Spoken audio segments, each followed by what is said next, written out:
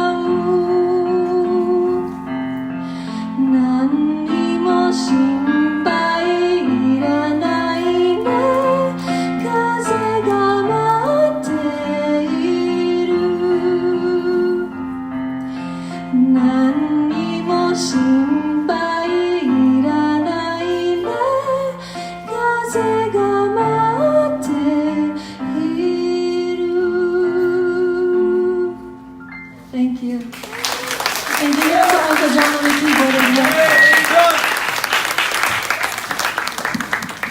What a special song and beautiful lyrics. Thank you so much, Rebecca and John.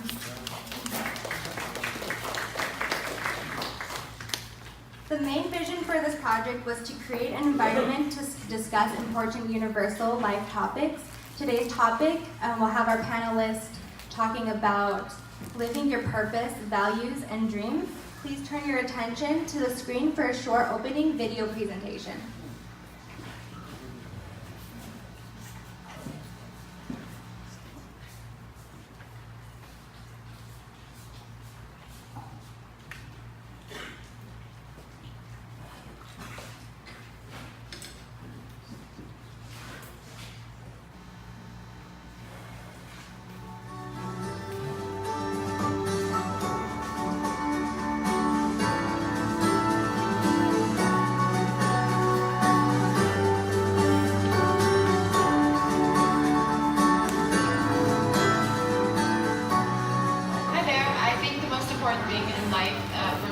Helping others, because that's what makes the world go round. And I'm a creative person, and everything I do, I try to do through the lens of helping others to help. I think it's important to lift each other up and move out each other. We don't have anything, so. My background. This has given so much for me. The most important thing to me is family. It goes beyond money, and it goes beyond anything else. It's the most important thing, the thing that I would truly fight for.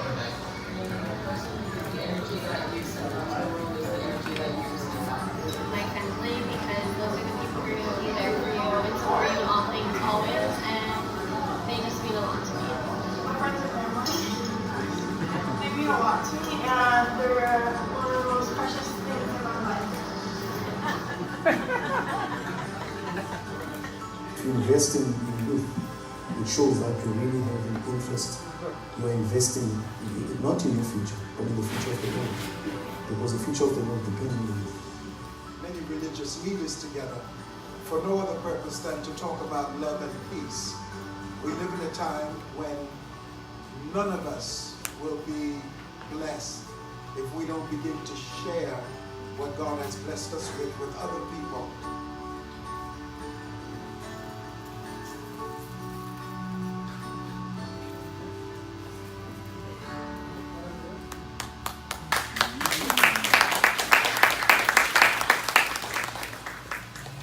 Now it is with great honor and excitement that I would love to introduce our panelists for this afternoon to you all. The professional journey of our first panelist, Eva A. Myers-Benson, is one of continuous growth and advancement. It's dynamic and changing, yet with focus and purpose. Dr. Benson is credentialed on the medical staff at Advantis Health and works as an oncology nurse practitioner. Academic preparation has included every level of nursing education to a PhD in nursing. These simultaneous 3 decades were also filled with a variety of boots-on-the-ground practical experiences in U.S. health and healthcare delivery. Each experience has been valuable, including staff and leadership roles, mostly in the hospital and outpatient settings, and often to diverse ethnic and low-income populations. Please join me in giving a very warm welcome to Dr. Eva Benson. Yay!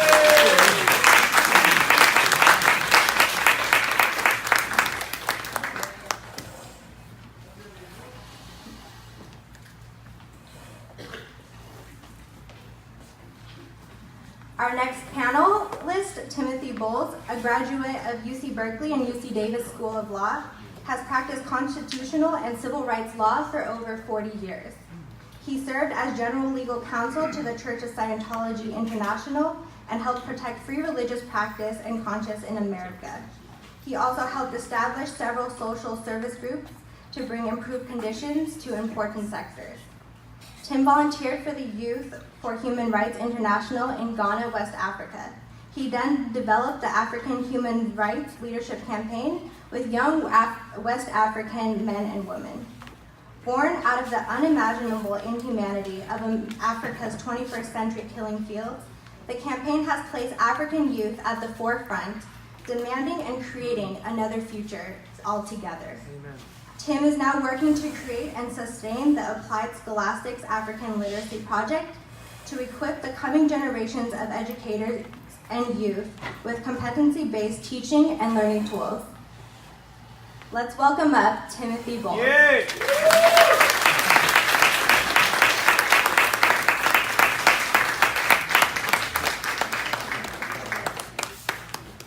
For our final panelist this afternoon, Nate Winman is a graduate of UC Santa Barbara holding a master's in sociology. Nate served as a social worker with the County of Santa Barbara Welfare Department. And upon completion of postgraduate studies at the University of Washington School of Social Work, Nate embarked on a lifelong career in education. He served as a director of education for the Collegiate Association for the Research of Principles and coordinated the activities of foreign missionaries interning with Unification churches throughout South Korea. During the thaw of the Cold War relations between U.S. and Soviet Union, he became a founding member and director of education for the International Education Foundation, sponsoring an educational exchange program of Soviet students and professors to the U.S. He collaborated with IEF and the Russian Ministry of Education to complete a similar program for Russian public school teachers, and had the honor of teaching the first ever social welfare class in Far East Russia. Currently, Nate teaches special education at Alhambra Lincoln High School. Let's put our hands together for Nate Winman. Yay!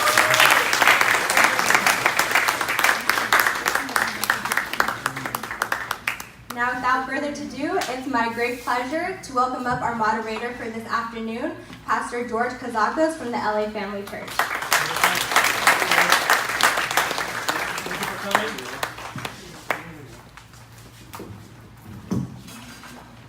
Hello, good afternoon, everyone. Hello. So we're so happy you all came here. This is our first event, and we hope to have many more in the future. And the idea here and the outcome is that we spend a lot of our lives so busy with all the things that, of course, are important to do, but the big things about love and healing, purpose, value, can easily get, pushed to the side when we have to go to the grocery store and buy groceries, right? So the idea is we're going to take time once a month or once every 2 months to come together to reinstill these ideas, have conversations, and create new possibilities in our lives. So we hope after this event that it goes into your life to give new perspectives. We're going to have each of the panelists share a little bit, and I was wondering which one first. I thought, well, I'll just go the order from where I am here. So let's give a warm welcome to Ms. Dr. Eva Benson.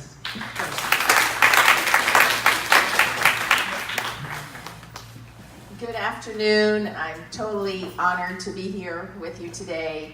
Thank you all for taking an hour or two of your Saturday afternoon to be here with us and discuss these important topics: living your purpose, value, and dreams. Wow, not every day do we take time to sit here and think about our purpose and values and dreams, and are we living those or not?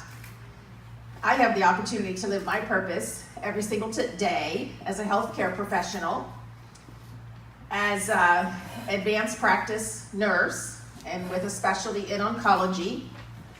I have the opportunity, as advanced practice nursing, we have, as nurses and healthcare professionals, we have the opportunity to walk with people during the most intimate and private times of their life. From having a baby and birthing a new life into this world, the nurses are there holding your hand and at your bedside, to coming in and out of the operating room, to facing chronic illness and chronic disease, to facing the hospice at the end of your life, or crises, unplanned for crises in the emergency room. It's the nurses and the healthcare professionals that are there to help us to walk with you and I through those serious times in life. Sometimes I think it's those times in life when, for the first time, many of us have the opportunity to face our own mortality for the first time. My specialty is cancer, particularly breast cancer. My role, as happened yesterday, is sitting with a 39-year-old who just delivered her baby 4 months ago, talking to her about this 4-centimeter mass in her right breast, and a big another 4-centimeter axillary lymph node, able to tell her in the privacy of that exam room, this is probably cancer. We're going to walk you through this. I'm going to get you through this. Fortunately, most breast cancers are very treatable. I can't say that for every kind of cancer, but most breast cancers are absolutely treatable. And if we do these 4 steps over the next 6 to 10 months, you're going to live a normal lifespan. You're going to die from something else long before you die from this. And at the same time, helping people understand the severity of the condition, but yet guiding them one step at a time to a solution that makes sense. Building that sense of trust. And I'm here to help you through this. I'm here to guide you if you have any problems connecting with the physicians, connecting with your health insurance plan, whatever the issue is. You're not going to sit at home by yourself and worry. You're going to come and talk to me. And I'm here to help you because I've helped lots of people through this process. Knowing that they leave there for the first time face to face with their own mortality. Scared to death when you hear the word cancer. But yet, hopefully leave with a sense of hope and purpose. And starting a journey, their own journey, of what is really important in life. What is my purpose and my values? And that's what we are there to do every single day as healthcare professionals, to help people start on their journey. Survivors of cancer look at life differently. They really do. And there's probably many in this room who can look at that as well. When you face death, face to face with death, and survive that and conquer that, you have a new sense of purpose and mission in life. And that's the joy that I have, is helping people through those really difficult times and yet giving them hope that at the end of the day, we're going to face life with new purpose, with new mission, with new value. So that's an honor that I have, is to walk beside people on a daily basis with those that are going through those kinds of questioning periods in their life. Thank you. Very good. Thank you so much. Give our Dr. Internet a hand. Thank you. And let's hear from Mr. Tim Boyles about.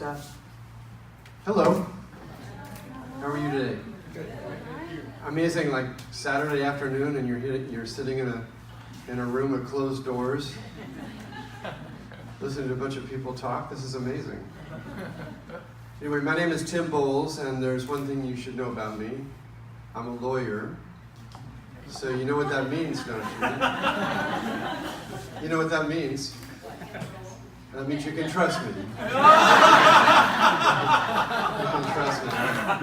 Exactly. And I had the honor of doing a lot of fundraising around the world. I was just in Japan actually a couple of months ago for the 3rd time. Beautiful, wonderful, I should say, konnichiwa. But the idea of world culture, a diverse world culture, where we respect each other's differences and recognize each other's commonality, becomes quite apparent if you've had the honor of traveling a lot and interacting with people around the world. And I should also say that I've tried out, trust me, I'm a lawyer, in every country that I've been in, and it gets a laugh in every country that I've been in. So I don't know what that's about, but it is true. I came from a background of social consciousness. I grew up wanting to be a politician. That's why I went to law school. And then I went to India, and I traveled for the first time.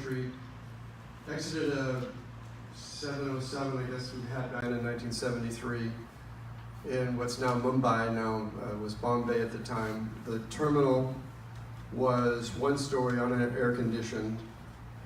Walked down a stairway through the building, no security. And out the other side is the poorest enclave ghetto, one of the poorest on earth. So I went from being, a college-educated, upper-middle-class white dude from Northern California into this environment, and my life changed in an instant. Wow. Because I realized that this is not a world of happiness. This is not a world of solutions. This is a world that is going downward gradually, and maybe even politely, sometimes not so politely. But when I look at the world around us, I see a lot of noise. I see a lot of confusion. And although journalism and media have its place, and there's a constitutional strengths to free speech and all of that, but what gets embodied in those messages is a crisis that's happening here, there, everywhere, on a daily basis, and it's all left, of course, unresolved. And what the actual result of that is a distraction to what's really happening. The distraction of the slow motion death of our world culture, which is based on ignorance, which is based on illiteracy, which is based on the ability or the inability not to understand each other because we don't have the ability to actually reach and communicate with each other. So you might have heard mentioned, I'm a Scientologist, and I know a lot of you in this room have probably experienced religious suppression as we have in our group. I am as proud of how far we've come in as little time. Look at early Christianity. It took a few hundred, even thousands of years to establish. Oh yeah, they're usual, they're mainstream. But a lot of us in our newer religions are doing that at a much higher pace. My purpose is to help. My purpose is to service others in whatever way I can. And I'll leave you with this. We are creative, spiritual entities. That's the truth, as I see it. You have your own. I'm not going to tell you to perceive or to adhere to my own truth, but that's mine. And when I look at other people, I look at them in the same manner. So when we see failings, when we see dictatorships and suppression and injustice and these other things that are so prevalent, and media makes them into this broadcasted loudspeaker, how prevalent they are. You have a choice. You can either succumb to that or you can rise above it. And that, to me, is the true purpose of my life, the true purpose of how I support my family. My wife is here. This is my wife, Rona, by the way. And I'm told I can't say anything more about her, but that's my wife, Rona. And we have two wonderful daughters and a grandson who we cherish, and a wider family than that. But that's another recognition. This is a whole family group that is making its way, and to help them, and to, by that unit, help society. So I probably overstated my time, but that's my purpose, is to service, but recognize true service in the recognition of each person's spirituality, each person's immortality, beyond this mortal coil that we are, of course, dealing with as well. So, thank you very much. Perfect. Thank you so much. Excellent. Excellent. Now let's hear from Nate Whitten. Thank you, George. I'm also very moved, as the other panelists, that you're all here on the Saturday afternoon. That is living my dream, that I can be together with such people who care about such questions and such issues. Amen. And are willing to sacrifice their time to actually do something about it. Yes. Find out more or take action. And so this is my dream come true in this moment. My background, a little bit how I became the man that I am today. I grew up not far from here, in a not very religious Jewish family. And but as you heard, I'm a high school teacher, so I need props. I need to teach with visuals. Some of you are probably visual learners, so I have to incorporate everybody. That's my training. My parents had a lot of books in our house, and I grew up with the Time Life series of books on every topic imaginable. And one of my favorite books that I grew up with as a kid was called The Family of Man. And it's one of the most famous photographic journals. It's actually now a formal museum in Europe that you can visit all the original photographs.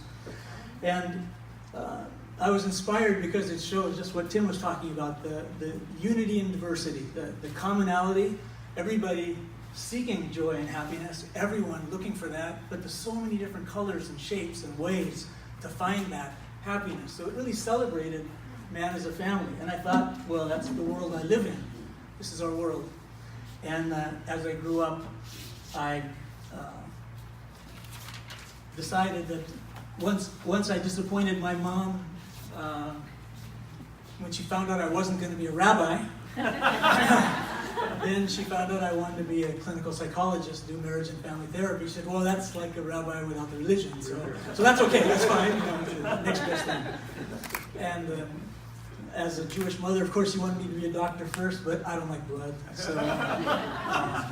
So yeah, that's my daughter's, that's her job now, is to try to pursue that. But so I was pursuing my career. I was a welfare worker in Santa Barbara after I graduated. I went back to school to pursue marriage and family therapy. And during that year of postgraduate study, I realized, that's where I had my turning point, as Tim had his in India. I was studying the service industry, how we're helping people in this is the richest country, most blessed country on earth. But our service industry helping people with their problems in life, the mental health services. As I studied it academically, then I came to the dramatic realization that the more we help individual people and help families, which was to be my lifelong profession, the worse the mental health situation became in the United States. And so I had to confront that. Do I want to pursue a profession and a career knowing the ship is sinking, happy and comfortable in my own life, or do something else? And that was facing me while I was doing my postgraduate studies. And then right at that point, one of my very best friends introduced me to this book, The Unification Principle. And I want to read the very first line about, and it got me thinking. And the first line of the introduction very simply says, everyone, without exception, is struggling to gain happiness. Now, Tim gets a laugh in every country he visits about being a lawyer, a trustworthy lawyer. I've been to more than 40 countries, and so far I haven't had anybody that disputed that point. Everyone, without exception, is struggling to be happy. And it took me back to the book of Family of Man, all the pictures of these happy people, whether they were rich or poor, they were all involved in doing something that made them happy. And that's what we seek. Everyone seeks that. We're all common. We're all the same. But if everyone is seeking that, everyone throughout the world, more than 200 nations, why isn't it a happy world? And why is our happiness, the feeling of happiness, temporary, just momentary? So this wonderful book, Unification Principle, goes on to explain a very simple thing about purpose in life, and that everything has a purpose. And when you're fulfilling your purpose, you feel happy. And if you're not fulfilling your purpose, you're not. And how do we gain happiness? Through having a desire, pursuing that desire's fulfillment. And when it's fulfilled, we feel happiness. Of course, we have physical desires, which we all satisfied during lunch today. Thank you, Katrina. Katrina's still here. I don't know if she's still awake after cooking all morning. So we have physical desires, and we know the satisfaction is temporary, so it's a lifelong thing that we continue to satisfy our physical desires. But man has other desires beyond the physical, and these are often, if we don't understand our purpose, if we don't understand why we're here, those are often ignored, neglected, and then we have this sense, a feeling of, is that all there is? Isn't there more to being here than just pursuing my next meal, pursuing my next nice experience, my next movie, whatever? So, for me, my next ice cream cone. So we all have this kind of experience that this happiness is temporary. And more realia. So as I said, everything has a purpose, and principle is based on it has a strategic assumption that we can look at nature, we can look at the natural world, how things are, and learn about ourselves, invisible things, and like philosophical or spiritual questions, like what's my purpose in life? We can find insight through the world that we can see, the created world. And nothing creates itself, everything is created. Everything created has a purpose. So, for instance, a purpose and value. What's the value of an electron? How much would you pay for an electron? Well, like lunch today, it's free, right? The electrons are free, they're all over the place, so you don't have to pay for them. What's the value of an electron? Does it mean it's priceless or useless or what? What is it? Electron exists by itself. It doesn't really do anything. It has no real value. How about proton and neutrons? What are their value as individual entities? They exist, they have a purpose, but what is that purpose? By themselves, they don't fulfill any purpose at all. But you put a proton with some neutrons together with an electron, and suddenly you have an atom. You have these things cooperating, working together. Something larger and greater is created. So this is a miracle in itself. If I were a religious person, I would call it a miracle.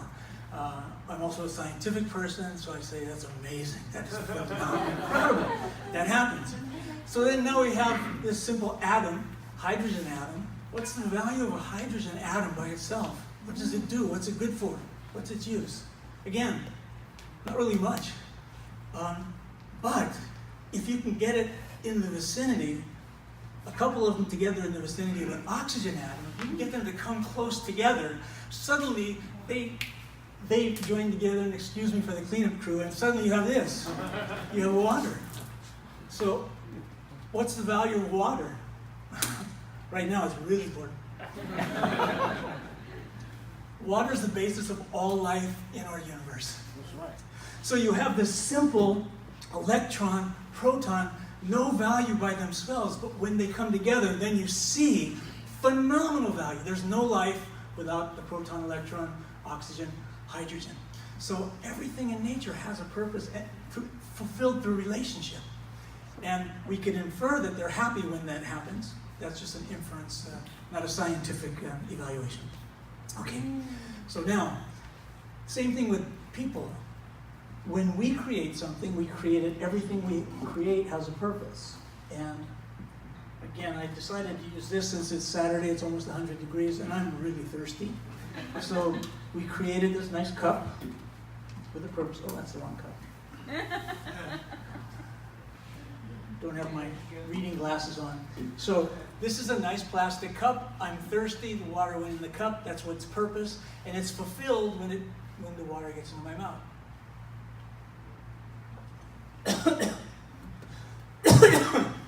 Even the coughing reflex has its purpose. Now, what value is something whose purpose? Unfortunately, if I'm thirsty and I use a cup with two purposes, or contradictory purpose, to hold water and to drip water, I'm no longer happy. Neither is my wife. She has to clean up the mess. So, it's the same thing with human beings. We have purpose. When we fulfill it, we gain happiness. If we don't know it, if we don't fulfill it, we lack that happiness, lasting happiness. Excuse me. So again, in nature, when we look at nature, we see even a lot of violent things. I talked about the nice harmony of electron and proton in an atom. Then I was thinking about this group. I don't know if I was hungry or not, but I started thinking about lions. Okay, they're the kings, king of the jungle. And we have several wonderful, distinguished African guests today. And so I'm thinking of the plains in Africa and the lion. The lion's at the top of the food chain. And in nature, even we look at a lion as being so violent, but actually the lion keeps everything below it in the food chain in its proper order, living for its own existence and then a higher purpose. And then the lion, when it's hungry, it goes out and hunts, say, an antelope. And the antelope has a purpose. Food for the lion. It's there. That's its purpose. So the lion, what's interesting about nature is the lion will never go out to a herd of antelope and kill all the antelope, kill everyone. It will go out and find an antelope that's older or sick or weak, grab that one, and that becomes the food for the lioness and her mate, the king, and their family. And the result in nature is even we see violence like that, and if you watch the National Geographic specials, it's so violent. But the result is a healthy herd of antelope and a healthy pride of lions, harmonized in nature. And that's how nature works. Only when we get to the level of man, human beings, do we find in the 1800s in America, people came for sport and killed all the buffalo in the country to where it was nearly extinct. So I'll just, because I'm using up my time, my 4 minutes is just about up, right? When I heard about 4 minutes, immediately I thought of Mission Impossible, right? I can't do 4 minutes, and the theme song started going dun, dun, dun, dun, and I see the tape starting to burn. So they're burning tape in the back for me. So anyway, only with man, somehow our purpose got off, our activities got out of kilter with nature. And the unification principle, what I studied, actually, the first page is we seek happiness, the rest of it is how do we fulfill it? What do we do to actually find our real purpose in life, live for that purpose, and make this world, the one we're all talking about, a world family, a world of joy, a world of beauty. Okay, thank you very much. Thank you, panelists. Excellent job. 3 incredible people that I have great respect for. So just some questions to think about. Dr. Eva Benson, so for many people, when we hit a defining moment in our lives, right? It may come in the beginning, middle, and end, but it's kind of like this one time where everything changes. We enter into like a new consciousness by sometimes tragic things, right? Or like when you said when that young lady in her 30s found out she had cancer. So as we're in the driver's seat in life, that may come or may not come. But you see it almost on a daily basis. So what are the common denominators that you can share when you see a person, their emotional state, where they're at, and what can we extract from that we can cross-fertilize to everybody's life here? Like, what is the common denominators in all those experiences? So they can, maybe someone just can grab something for themselves in their lives as they walk out of this place today. So I think all of us come to a point in life when we realize we need somebody bigger than ourselves, somebody to help us that's stronger and has much more capacity. When we realize our limited capacity as humans, maybe that's what I'm trying to say. Things out of our control for our lives or for our children's lives that we have no power to fix, no power to take it away. It's not. There's been times I've heard mothers say, "I wish we could turn back the clock and live this last hour over again, and this incident would never have happened." Unreal. And that's what we find ourselves in life sometimes. Since we can't turn back the clock, we have to move forward and find the best resources we can, hopefully to get through it and to move on victorious at the end. Some of those crises are temporary and they're easy to fix. Some of them change your life forever. And what kind of resources? All of us, sooner or later, have to have some set of resources to pull upon. For me, it's faith and family, realizing that there is a God who created me and made me and loves me and somehow has some kind of purpose in this situation for me and for my life.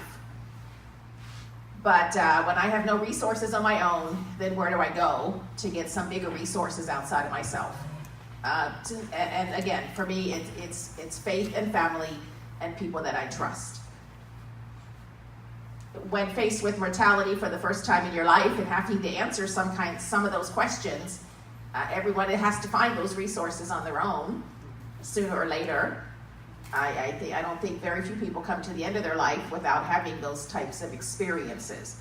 So to me, the earliest the sooner you can find out where your resources are coming from, probably the most dynamic and better and happy your life will be. So there's no harm in having trouble in life. It's a matter of where do we get our resources to pass through those troubles. Did that answer your question? Perfectly. Thank you so much. Excellent. Very good. Thank you, Dr. Tyson. Mr. Tim Boyles, we have 2 questions for you. I know with time constraint, it was a lot to pack in, but if you could unpack that experience in India, what it was, that kind of emotion, like the why behind that the people here can, because not everyone gets a moment like that, right? You had that moment, and I'm sure we all do to different degrees, bigger or smaller perhaps, but for yours personally, like what was it that was so defining, kind of altered the path for your purpose and value? If you could unpack that a little more. Okay. I didn't know what I was looking at. I didn't know what I was actually taking in. It took a while for me to understand and get a perspective on life as I viewed it. I had to actually realign my definition or my understanding of humanity. We live in an instant coffee society in America, and we are obviously diverse. It's been a country that's created and a culture that's created by many cultures coming together.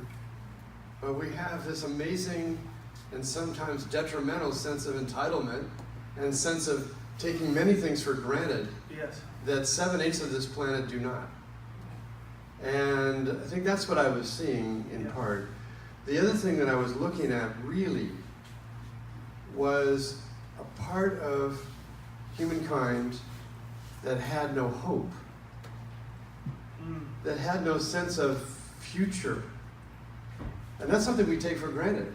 Yes. As you were saying, Eva, the idea of being knocked down, it goes along with the idea of getting up. But if you're in a state where you're so knocked down that there's no hope of getting up, that was a mind blower for me to see people like that. So, as I've come forward now a few years, whatever it's been, almost 50 years, I guess. Here's how I see it. We are all, whether we are in a rich or poor country, in the same trap. And this is a trap of the material world telling us that we're small, telling us that we're ineffective, telling us that we have no hope. Because, yes, electrons do exist, but electrons, in my view, don't speak to you.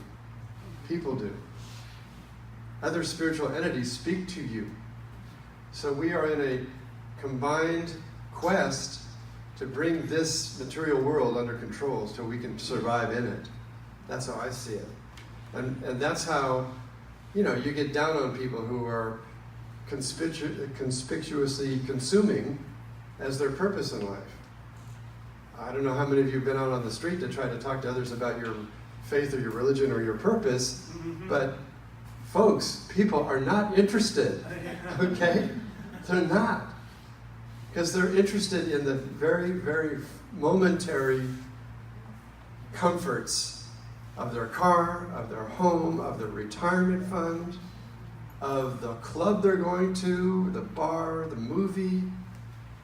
And what Nate said, if you're not living your purpose, you know it. You know it. And those that are living half lives, with all due respect, because they actually know, although they won't admit it to themselves, that they're not living a purpose worth living. That's a challenge. But we are in a quest of recognition of the spiritual greatness and immortality in all of us, and the recognition that we're all, in some degree or another, in this struggle against material, in a struggle of making material work for us and not the other way around. Okay? So I hope that answered your question. You had another question. I do have a second one. Good job, by the way. Time's up. Okay, here. I don't know if this is possible, but within 1 minute, is it possible to explain how Scientology made a difference in your life? What would be one point? Okay. And there are probably many, and it's probably deep and vast and wide. But what's a soundbite? What's one thing that Scientology has done for you and made a difference for you in your life?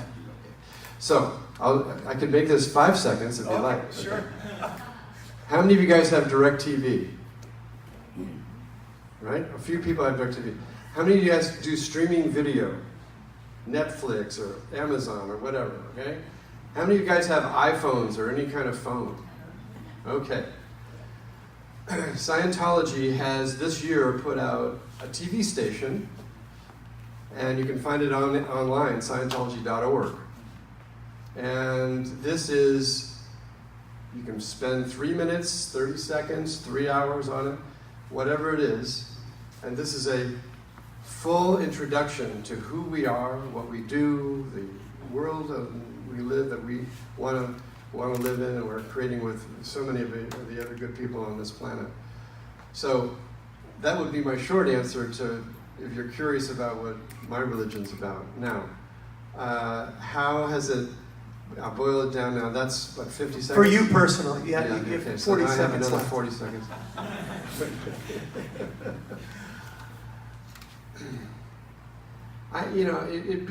It gives me a certainty. And what attracted me to this faith and this practice, and I've been a Scientologist for over 45 years, is that what is ever true for you is what you know, what you perceive, what you have observed, the life that you live, and what you know works and what doesn't, what's true and not. And I thought that was revelatory, number one. The first thing I did in Scientology was I sat across from somebody and engaged in a so-called, as a drill on communication. And I sat there watching this person, and we all communicate. But this is just my own personal statement. And I looked at this person, not for the clothes they were wearing or the, personality, the appearance or the haircut or anything like that. I was actually looking for the first time at the essence of that person. And what happened to me was I recognized my own essence. There you go. That's what I was Okay? And that, that was in the first 2 days. So I went, okay, this 45 It's a good thing. So I hope that communicates. But yeah. Excellent, perfect. Thank you so much, Ms. Wentz. Renee Whitman, you talked about purpose and value, purpose in life. But what about what's true for one person may not be true for another? How do you in unification, what's the perspective on that? Because someone may have some kind of purpose and someone feels they may have a different purpose. So how do you reconcile that? Okay, thank you for the question, George. Excuse me. So George asked, is purpose in life, is it universal? Is it the same for every single person, or can it be different for each one of us? And the answer is yes. Okay? In other words, both. So, unification principle starts from the point of looking for universals. What's the same for everyone? So something like the air we breathe, everyone needs air to breathe, no one argues with it. That's universal. As I mentioned, just the first page of the unification principle, everyone is seeking happiness. That's universal. So our purpose is to find happiness. That is a universal purpose. And to find happiness, the principle goes on and talks about ways to find happiness. You actually find it, that fulfillment, the fulfilling happiness in relationship with others and in relationship with something, as you mentioned, something greater than themselves, greater than ourselves. As far as individualizing purpose, we're all different. According to science, I don't know if they've ever proven it, but they said every snowflake even is unique. and different, every single one. But every snowflake's just made out of water, that H2O I talked about. It's the same thing, but looks different, and it's the same for human beings. So we all have the water of ourselves is put together differently for each one of us. So we all develop individual, personalized purposes. Just jokingly, I mentioned my mother wanted me to be a rabbi because it's a Jewish mother thing. They want their sons to be rabbis. If not rabbi, then at least cantor, but I couldn't sing, so I got that. And then the next one is doctor, and I don't like blood, so then look for something else. Now, my mother advised me to become an accountant. And why? I liked math. Math was easy for me. And she thought, okay, it could be a good profession. I never became an accountant. I was a mathematics major when I started university, but I found that's not me. And I was with all the math people, and I felt like I was a foreigner in a foreign land. Maybe what you had in India, I felt in the math department in my university. And then I took a class in the psychology department, and I felt I came home. And so nothing wrong with the math department. As now I'm in the math department in my high school, but that's another story. But at that time, I came home. So I found a place where I felt comfortable and I could pursue my skills, my interests, according to my own purpose. So that's why I said the answer to your question, George, is yes. Yes. Both. We all have the same purpose, and it's to find that thing that makes us happy, fulfilled, within ourselves, in our relationship with each other, and then increasing that kind of family and world of joy, creating something beautiful, something or someone higher. We all believe in some kind of spirituality, and that's the ultimate happiness, is when somehow a universal happiness. Very good. Let's give a hand for all of our panelists. And we're now going to develop Angelica to bring us to the next part in our group discussion. Well, wasn't that a powerful discussion? Let's give them another round of applause. In the short time that they had, it was really inspiring to hear their different perspectives on purpose, values, and dreams. And we'd like to keep the conversation going now at our tables and discuss our purpose, values, and dreams, and whether or not we have achieved them. And I'm sure you'd love to hear more from our wonderful panelists. Following the roundtable discussion, they will come back up and answer questions that you have. On the tables, you have blank white cards, and they will be collected. Please give your questions for the panelists, and we'll see them back soon. Where are the questions? It's on the table.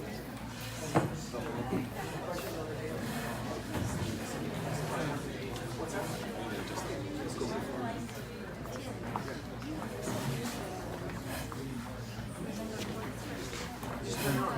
Push the button.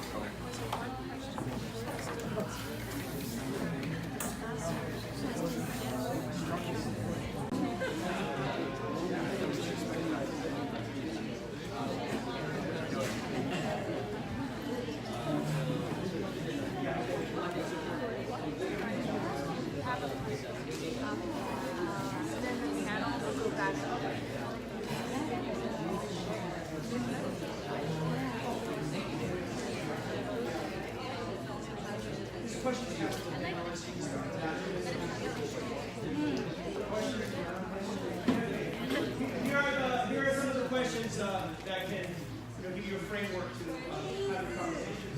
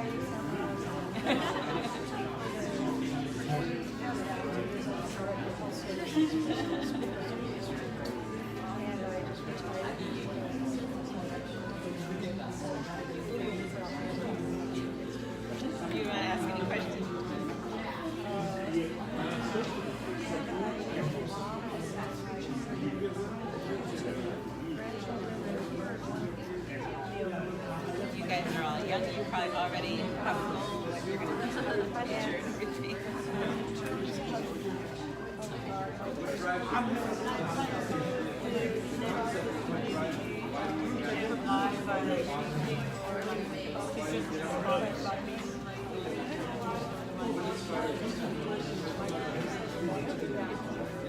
To hear people talk who have a lot of experience and get the ideas. I was very inspired by that. There's people in the most difficult situations. It kind of puts everything in perspective what's important. This is more important than the other stuff, right? Fashion.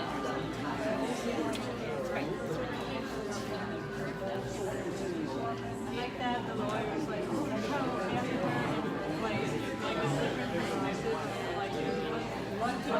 he's a lawyer. He's like take it seriously and like being a lawyer is like you have to connect with people and like shoot your dance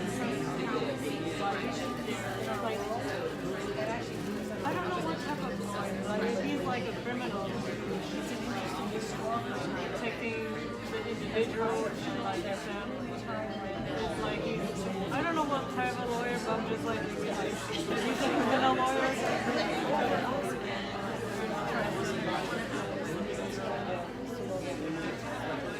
He wanted to be a politician, and then he had a realization that that's not his right. Kind of changes. Yeah, it's really kind of deep, right? Kind of turn around.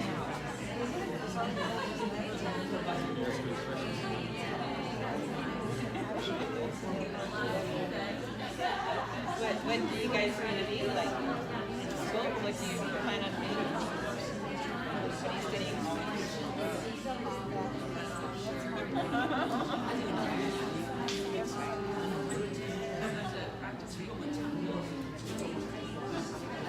Before I'm considering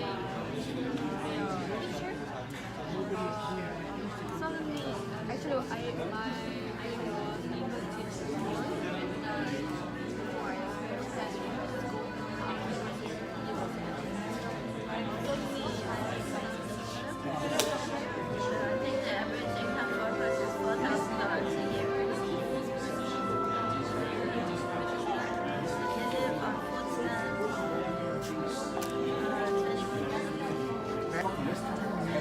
Okay, sure. You can be happy if you do this. This is the way we perceive things. But most people,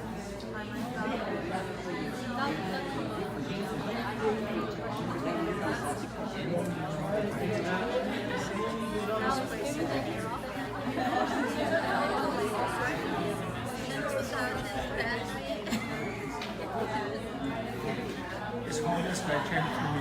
You gotta have change for size. I gave him $1. Can I have another one? You see new mics? Yep. I haven't seen it. I plugged them on. Okay. You know what they are? They're Bank B. All the way to the right. There's Tambali, Conga, and Freetown. So it's just, on Bank B all the way to the right. But they're really nice ones. The Onyx, yeah, very good. Also, you know what? I wanted to ask you your opinion for this system. What parts do we need? Can you make a list today? Yeah, okay. Like to make it easier, like Well, so we don't complete. have to grab from the stage. Every time. Because you know what it is. Like we grab from the stage, and then something disappears. So I'll buy. One whole set. One whole set. Anywhere we can. Just regular paper Yeah, for me. okay. I'll order it. Yeah, I was thinking that. Yeah, whatever it is. Yeah. We can put in, those, I like the milk crates. Right. Everything will be there. At Past House, it's a mess. I got pieces all over. We can put it in, Yeah, and then we just put it in boxes. studio room grab it, or anywhere. and come out. Yeah. Yeah. But this one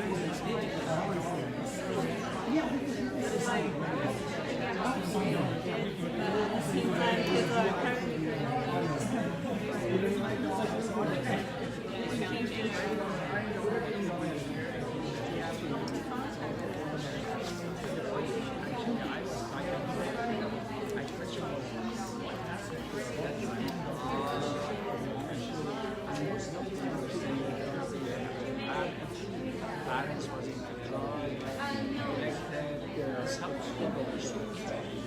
So maybe a good purpose would be inner peace.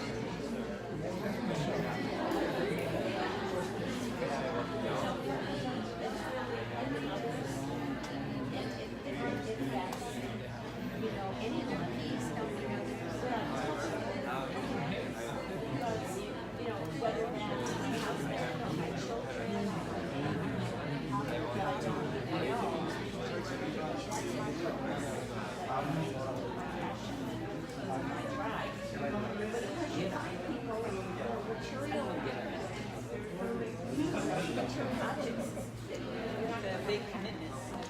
They could be the most needy. Our Korean pastor, our pastor here is actually like material possessions. He also how kind of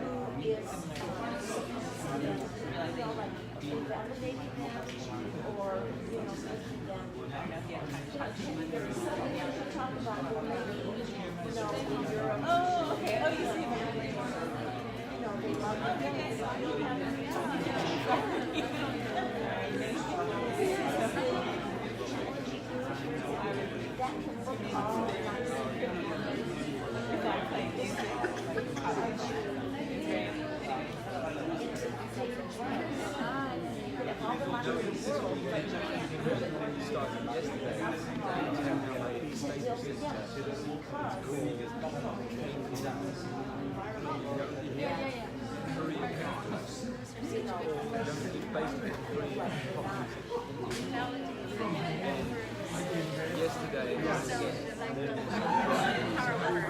Yesterday, so I pick up young guys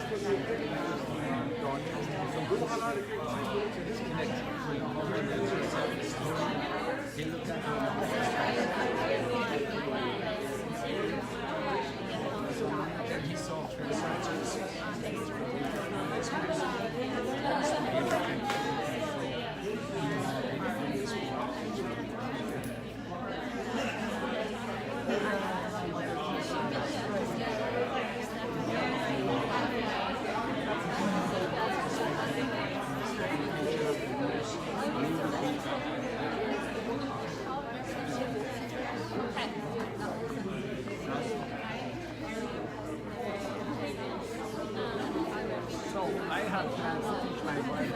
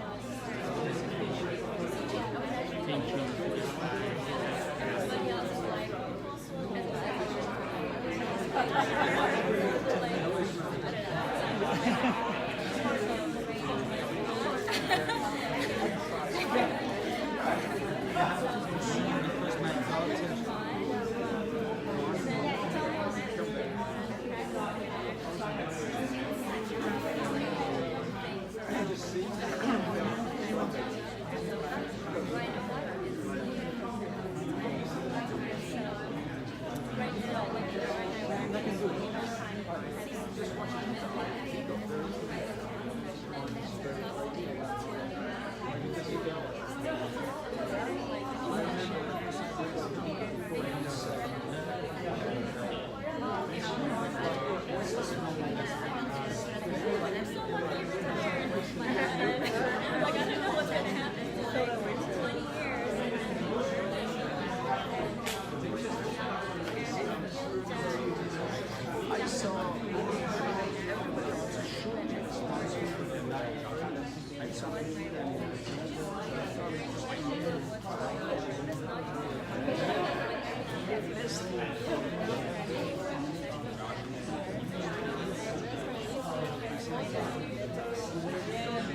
stage, come out with that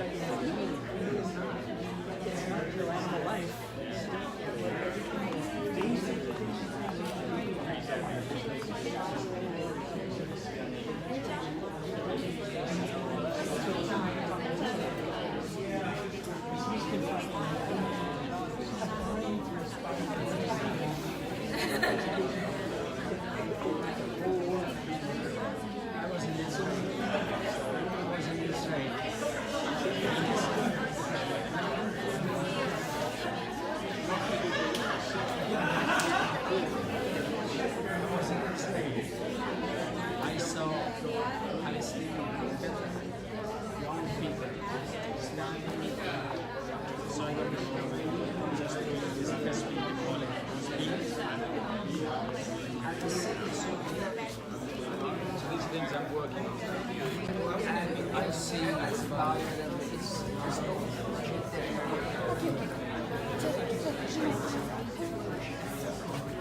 so looking for us, we want to do our presentation, but looking for a way which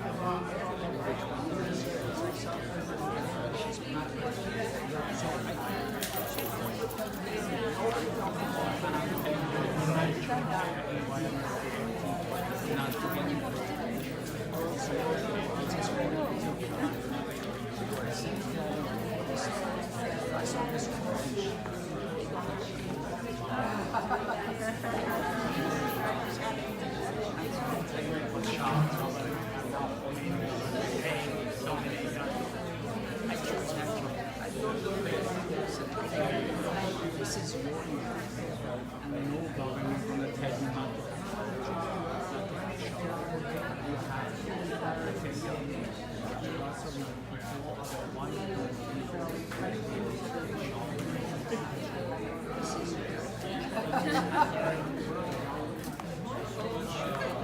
That's the best you can ask for yourself.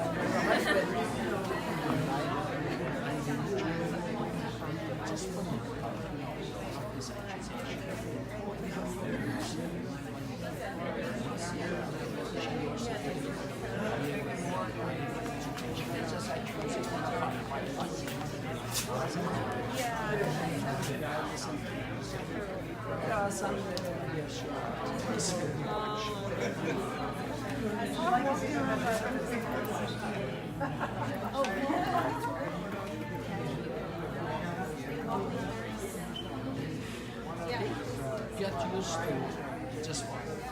The end government, they want independence. It's all independence. I don't see that you really take this right.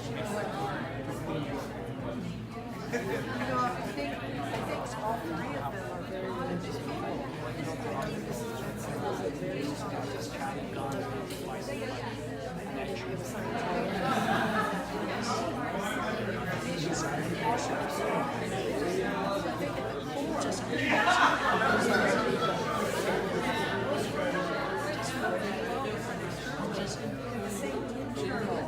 They agree on the same things inside.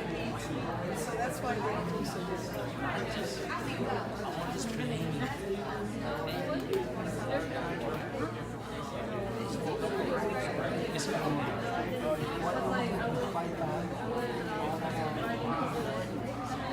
That's why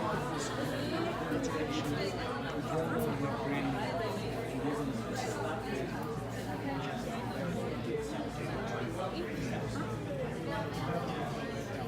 you don't mind.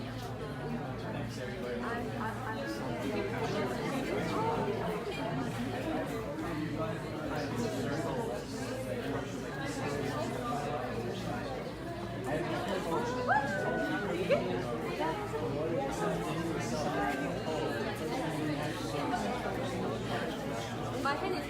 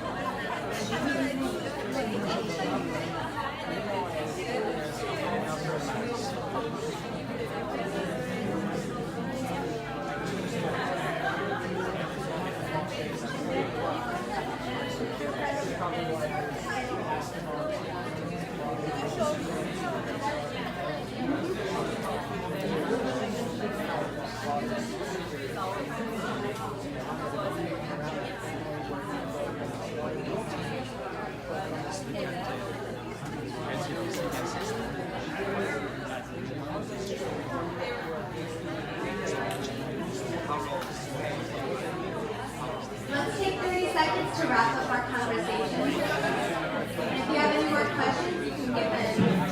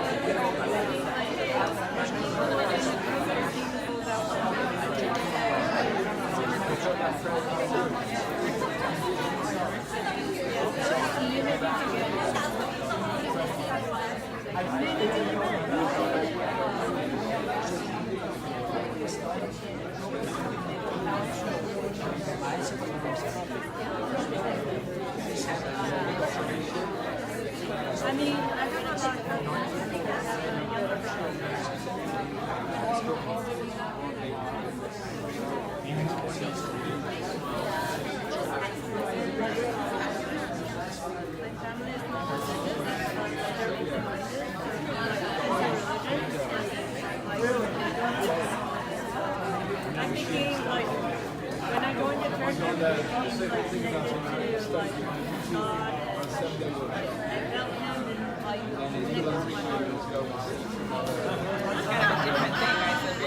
I hope you all have been having a wonderful conversation about your purpose, values, and dreams. Please turn your attention back to the stage.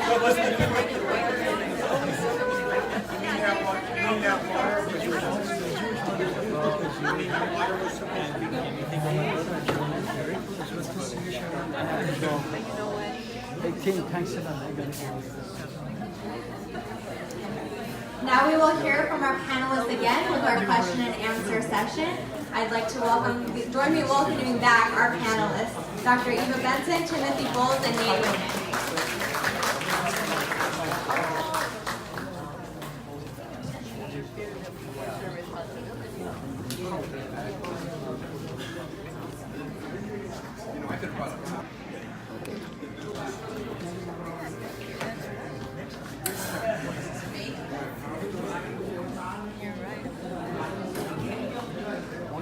Our first question is for all three of you to answer really quickly in about 30 seconds, rapid fire.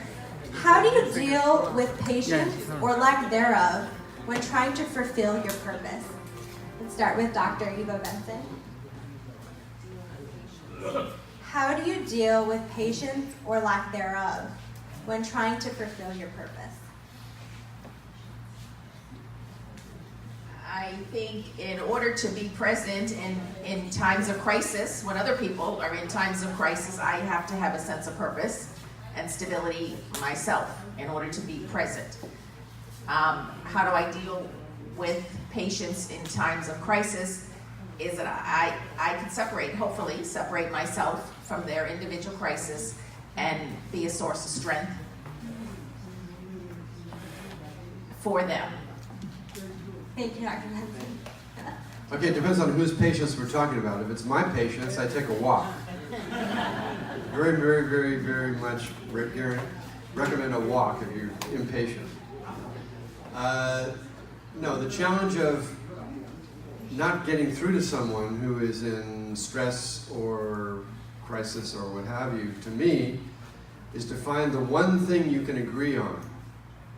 Because if you can't communicate, then nothing's going to happen. So you have to actually establish a communication on something you can agree on, some part of their reality that you can meet so they can talk about it, and you can take it from there. And it's a step-by-step process. Thank you. Nate. Well, patience that's the name of my profession. I teach mathematics to special needs students in high school. And even just teaching general mathematics to the general population is a very difficult activity. How do I keep my patience? Well, first I have to say it's based on my faith and my belief system, which says if I'm living for the sake of others, I am fulfilling my purpose in life. And knowing that I'm fulfilling my purpose, even if some immediate gratification is not coming back to me, or praise, or thank you, or my students learning the content. And that's very simply how I do it, rooted in faith. I know what I'm doing are good works, and keeps me very peaceful and calm in that, and allow me to do my teaching special needs students mathematics for the last 20 years. Thank you, Nate. Maybe That was 20 great. more. This question is for Tim. What type of hope can you offer poverty-stricken people who struggle just to find food? That's a tough question. So that means,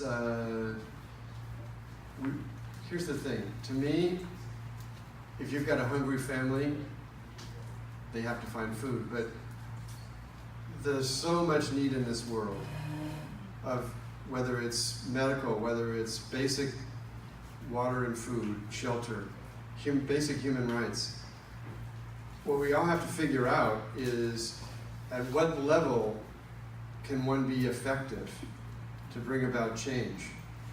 Yeah, I could put an American Express card down and get that guy a meal. Or if I did that, I'd spend the rest of my life trying to feed families. But if I can work at a higher level so that the struggles of the world can be alleviated on a long-term basis, that to me is the greatest good. Great answer. Thank you. Dr. Eva, similar tough question. If someone has cancer stage 4 and is potentially facing death, how can you give hope or peace of mind to that person? I think the best I can do is engage them to to inspire them, engage them, inspire them to realize the shortness of life and what their purpose and values in life are. That still the quality of life is dependent on the choices you make in most cases, and how the resources and the perspective that you have maybe is the best answer. Some people, for whatever reason, only have maybe 20 years on their 20 years in this lifetime, but yet if they can make those 20 years count in a way that helps other people and that brings purpose to those 20 years, they might actually accomplish more than someone who has 80 years in this world. So it's not really about the length of time, it's about the focus and the purpose that you give to the days accounted to you. Great answer, thank you. For Nate, how do you nurture your high school kids to find their purpose while teaching them math that they may not like?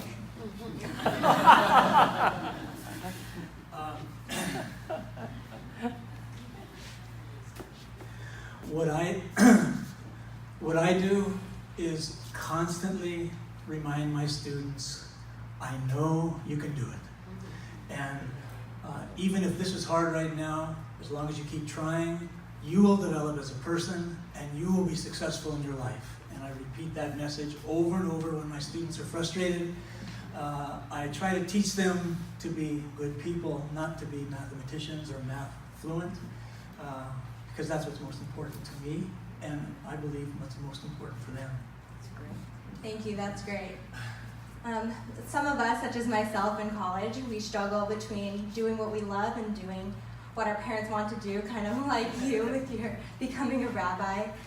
So what advice would you give someone, or for all of you to answer, what advice would you give someone to free themselves from their internal struggle that hinders them from feeling happy, feeling joy, or doing what they're passionate about freely? Okay, 30 seconds. Okay, there are many things I could say, but if one is feeling low, if one is feeling less than whole, if someone's feeling invalidated or somehow misunderstood, I would look for where that's coming from, because in my experience, that is not internal. That comes from other people suggesting that to people. That comes from those that are not necessarily holding the best interests of you to survive and to find your own way. So again, it's a short answer because I have a short amount of time, but that's just one little tip I would give you. And these are not necessarily people who you're going to spot right away, but look for the sources of invalidation in your own world. Great, let's have Dr. Benson extend on that. I would say happiness is living in the moment, having the capacity to live in the moment and to appreciate the little things in life, like taking a breath of fresh air, like taking time to smell the roses, like appreciating the people that love you and care about you and not getting caught up. So happiness is one moment at a time. I can be happy in this moment even though I still have desires that are unfulfilled or even things that I still want to accomplish in life that are not going my way, but yet I choose happiness in this moment and in this period of time. Thank you. Nate? Yes, I would tell the child to love, honor, cherish, trust your parents, and follow your own passion. And parents, what they want most for you is that you're happy and fulfilled in your life. And what they want to help you avoid is making mistakes and things that are going to cause you pain. I'm a parent, and my daughters love and cherish and honor and trust me and follow their own passions. And sometimes they make mistakes and it leads them into pain. I don't like to see that. But that's how we learn. And then we make our decision. Sometimes our parents were right in the beginning, sometimes they're wrong. But as you follow your passion, it will lead you to the promised land, into your kingdom of heaven. Thank you. That's all of the questions we have time for today. Thank you, our give them another hand for being our panelists today.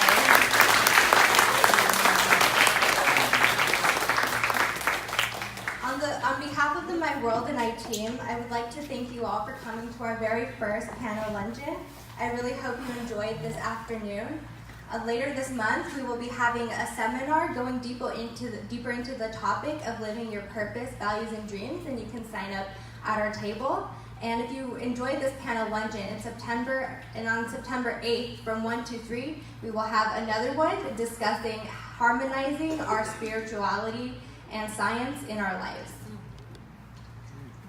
And to receive more information about it or future events, please sign our guest book to stay connected. And once again, I'd like to thank you all for coming to My World and My Life talks. And I would love for you all to stay, enjoy some coffee, speak with our panelists personally. And I would like to give a special thanks to all of those who made this event possible: Family Federation for World Peace and Unification, eDesigns, Redlands Bouquet, Florists, and more, and all of our volunteers. If you are here today, please stand up and let's give them a hand.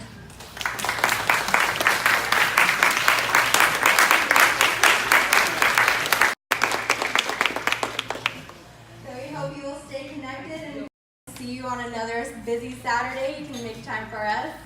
And we would love to take a group photo with all of you if you would like to come up to the front of the room. And we hope that you will stay and enjoy the rest of your day. Thank you so much for being here.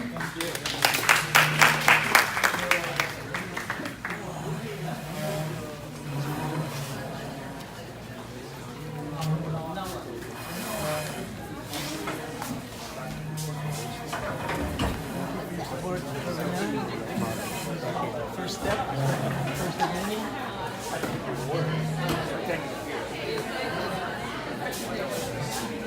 Many brothers and sisters see what we're trying to do, some kind of vision, an idea.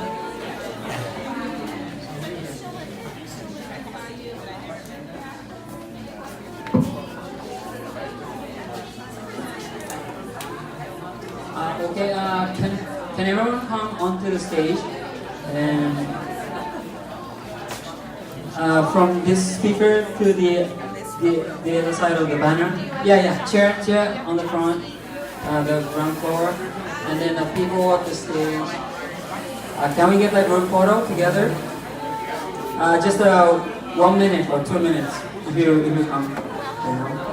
Can we everyone come to the stage, and we're gonna have a group photo. Thank you.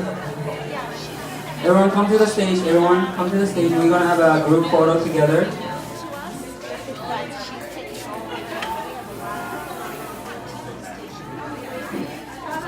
Masaka, can everyone come to the stage so we can have a group photo together?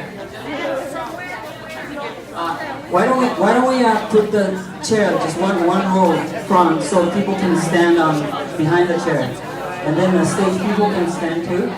Yeah, so we can have 3 rows. And Jeff, can you move the round table just a little bit further? And Yoshiki, can you move the table a little bit? The center aisle.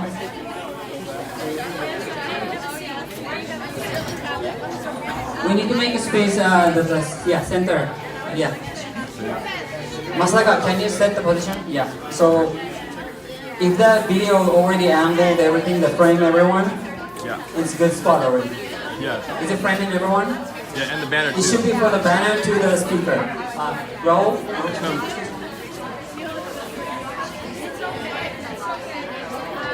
Someone, can you ask someone?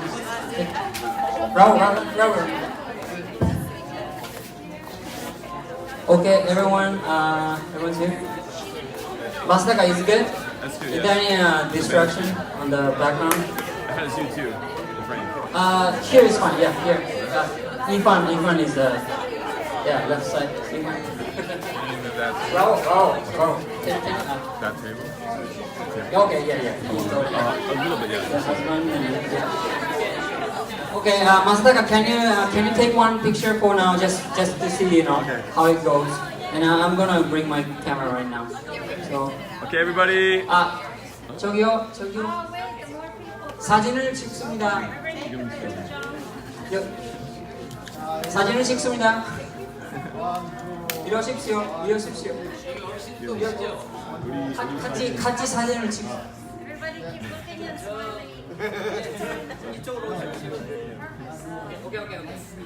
Okay, everyone. My World and I. Cheese. One more. All right, wave. And then I'm gonna take this. Okay, Matt's gonna take a photo too. All right, one more time. My World and I. You wanna do that video? Okay, sure. Just do it now. Okay, everyone.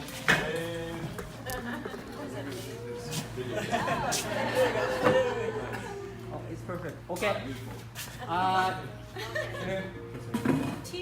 Look at this camera first. Thank you.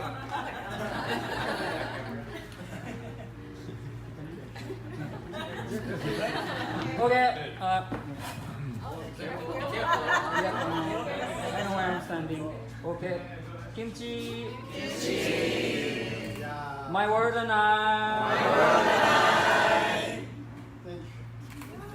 Just one more. Thank you. Just one more. Okay. Oh, perfect. Thank you. Thank you. We're gonna do a selfie. Okay. Yeah, you can selfie. You want to? No, I don't. Okay, I'm just kidding. Okay. Okay, just one more. One more picture, everyone. Okay.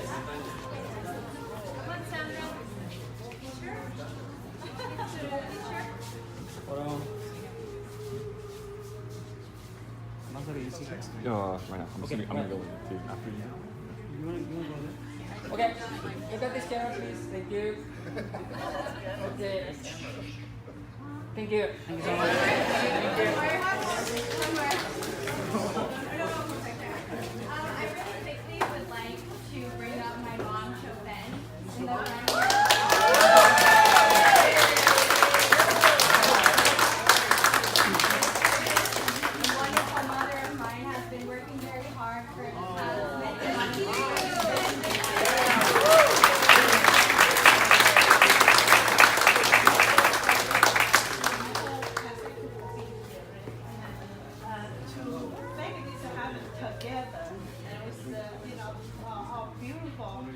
Wonderful, powerful panels today, and I hope you all enjoy this experience. And then to stay connected with each other, and I really hoping to come back and help us to this project to make it alive and continuously, and with a beautiful vision that we serve one another and embrace one another.